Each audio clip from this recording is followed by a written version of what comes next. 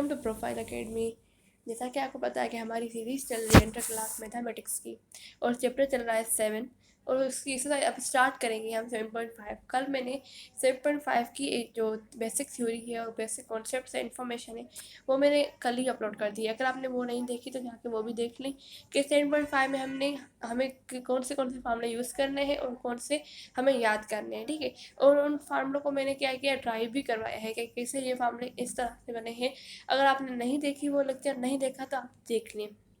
उसके बाद ही आप 7.5 लेक्चर में आ जाएं और देन इसको उसके क्वेश्चंस को सॉल्व करने की कोशिश करें, क्योंकि अगर आपको उसकी थ्योरी या टॉपिक्स का नाम ही नहीं पता तो आप कैसे कर सकते हैं वो एक्सरसाइज, आपको करनी नहीं आएगी क्योंकि आपको पता ही नहीं कि फार्मूला कौन सा यूज़ करना है। इसलिए पहले आप उसकी बेसिक थ्योरी को ज़रूर पढ़ें, ठीक है। एक्सरसाइज कोई भी यूज़ कर रहे हैं, कोई भी आप सॉल्व कर रहे हैं तो उसकी बेसिक थ्योरी ज़रूर पढ़ें आप, ठीक है। बिना देरी के तो चलते हैं अपने 7.5 है उसकी क्वेश्चन नंबर 2 को स्टार्ट करते हैं।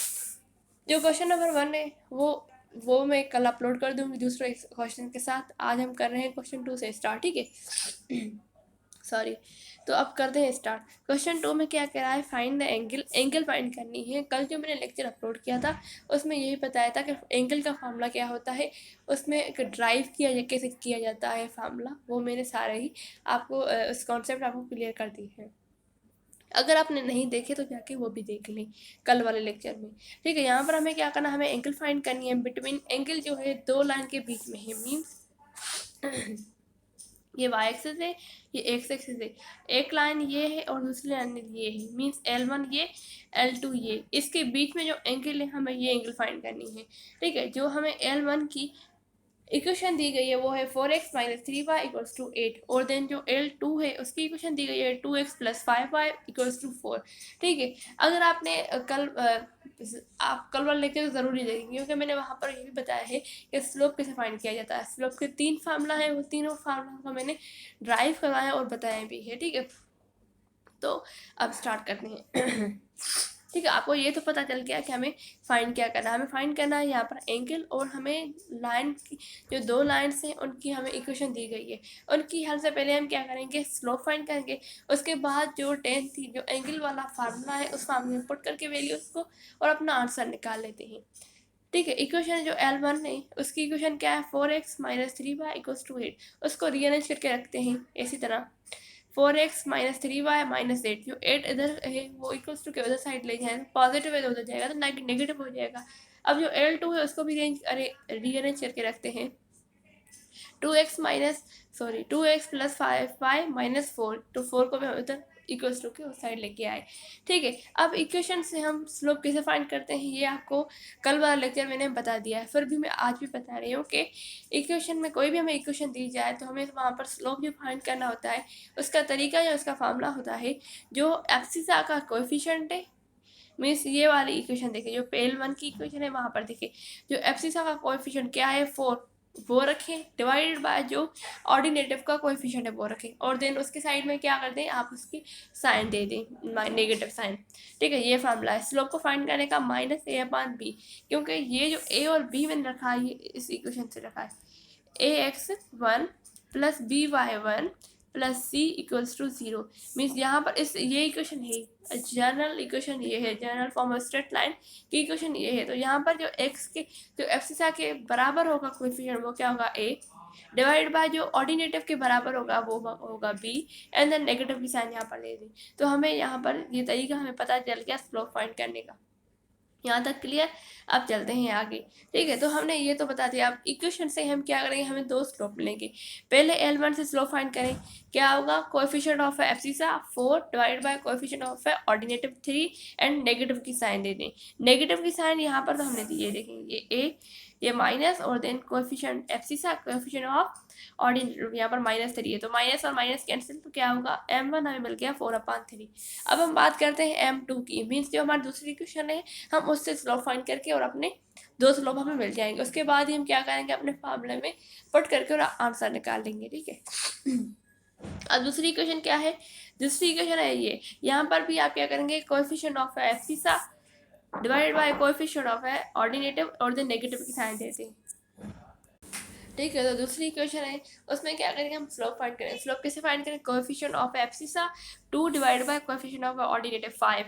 एंड देन मैंने ये भी बताया कि हमने साइन देनी नेगेटिव की, तो हमने साइन दे दी, तो हमें जो यहाँ पर मिल गया वो मिल गया स्लोप नंबर 2। ठीक है, पहला स्लोप क्या मिला, वो मिला 4/3 और दूसरा मिला -2/5। अब इन दोनों स्लोप को क्या करेंगे, हम फार्मूला में पुट करेंगे। फार्मूला कौन सा है, theta equals to tan inverse m2 - m1 divided by 1 plus m1 into m2। ठीक है, अगर आपने मैं फिर से वही कह रहे होंगे, आपने अगर लेक्चर नहीं देखा कल वाला ज़रूर देखें, क्योंकि उसमें यही फार्मूला मैंने ड्राइव किया है। मीन्स हमें यहाँ पर क्या चाहिए, हमें एंगल चाहिए, तो एंगल का फार्मूला तो यही होगा, theta equals to tan inverse m2 - m1 divide by 1 plus m1 into m2।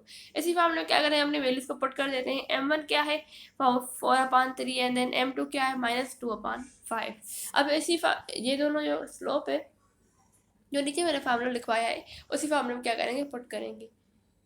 ठीक है, तो यहाँ पर पुट कर दी यहाँ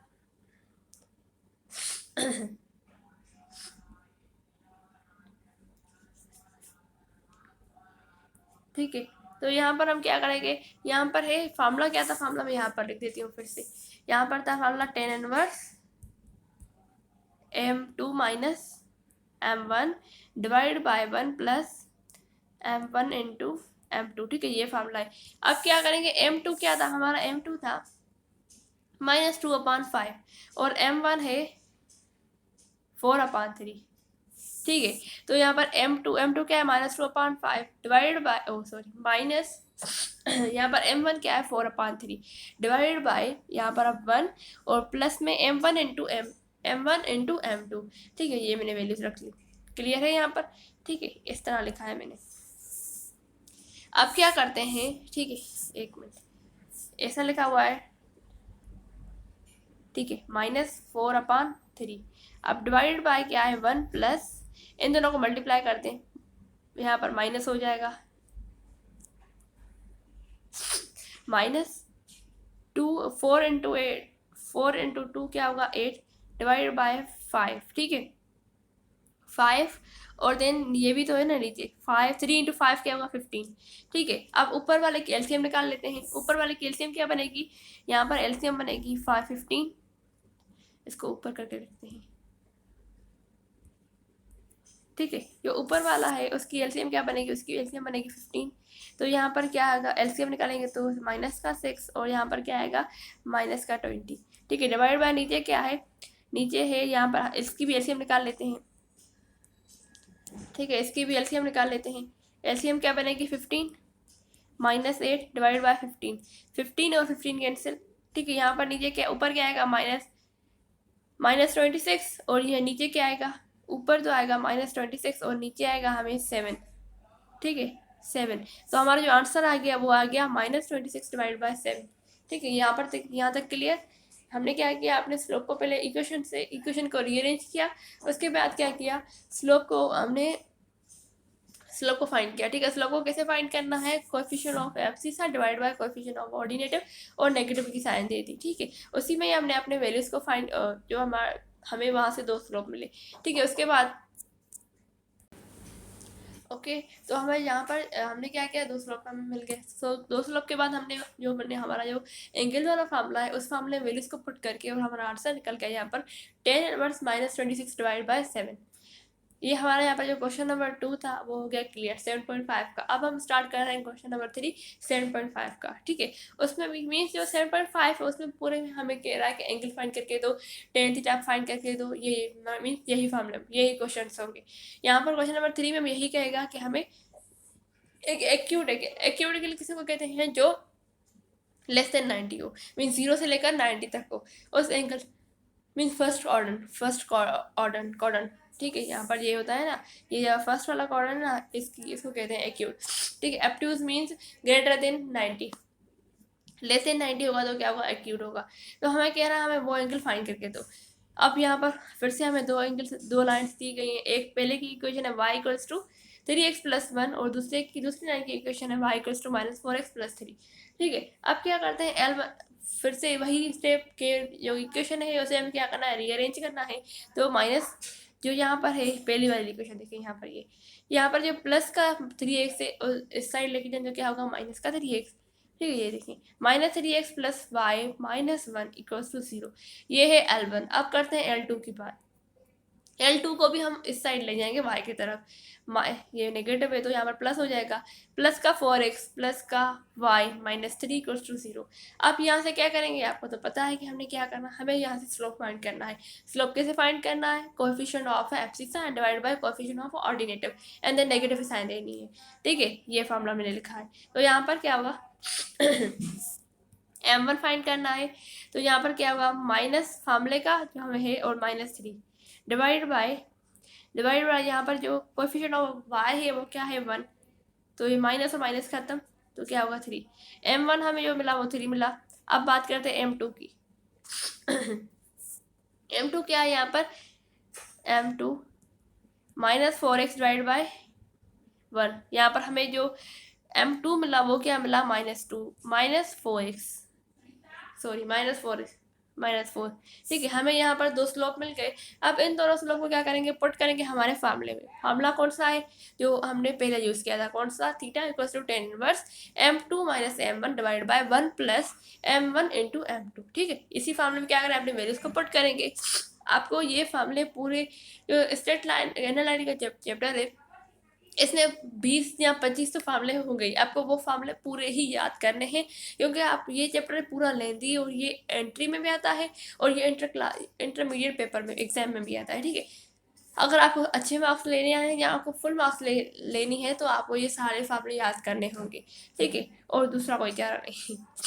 अब इसी फार्मूले में क्या करेंगे, अपनी वैल्यूज को पुट करते हैं। फार्मूला में फिर से यहाँ पर लिख देती हूँ, tan inverse m2 - m1 divide by 1 plus m1 into m2। इसी फार्मूले में क्या करेंगे, पुट करेंगे अपनी वैल्यूज को। tan इनवर्स, अब यहाँ पर m2 क्या था, वो होगा -4 और m1 क्या था, -3। ठीक है, सॉरी प्लस का 3, m1 प्लस का 3 था, तो यहाँ पर माइनस जो है वो फार्मूले का divide by 1 plus m1 into m2 क्या होगा, 3 इंटू -4 सॉरी। तो क्या करते हैं, सिंपल सी कैलकुलेशन कर लेते हैं। -4 और -3 क्या होगा, -7 डिवाइड बाय, अब इसकी एलसीएम लेते हैं। पहले इसको मल्टीप्लाई, एलसीएम तो नहीं होगी, ये ऐसे लिखा हुआ है -7 डिवाइड बाय 1 -12, तो यहाँ पर क्या हुआ, -7 डिवाइड बाय -11, तो माइनस और माइनस कैंसिल, तो हमारा आंसर यहाँ पर आ गया tan इनवर्स 7/11। ठीक है, हमें यहाँ पर हमारा आंसर आ गया। मीन्स यहाँ पर हमने क्वेश्चन नंबर 3 को भी सॉल्व कर दिया। अब करते हैं क्वेश्चन नंबर 4 को सॉल्व। ठीक है, आज मैंने 3 क्वेश्चन जो है वो सॉल्व कराऊंगी, और जो क्वेश्चन रह रहे हैं वो हम कल करेंगे। ठीक, कल के लेक्चर में पूरे ही करेंगे। अब यहाँ पर भी हमें एंगल ही फाइंड करनी है। ठीक है, ये क्वेश्चन बिल्कुल सिंपल है, 7.5 का सिंपल क्वेश्चन यही है।